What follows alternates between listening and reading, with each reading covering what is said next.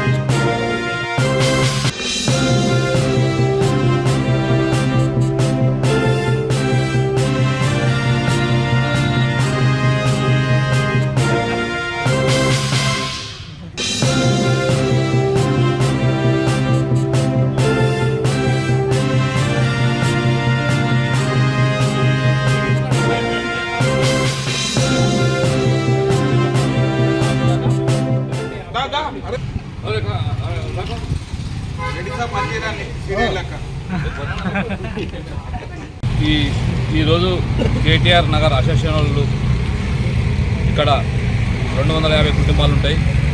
వీళ్ళందరూ కలిసి ఒక అసోసియేషన్ చేసుకొని కేటీఆర్ కాలనీ అని పేరు పెట్టి ఈరోజు కేటీఆర్ కాలనీలో కమాన్ ఓపెన్ చేయడం జరిగింది.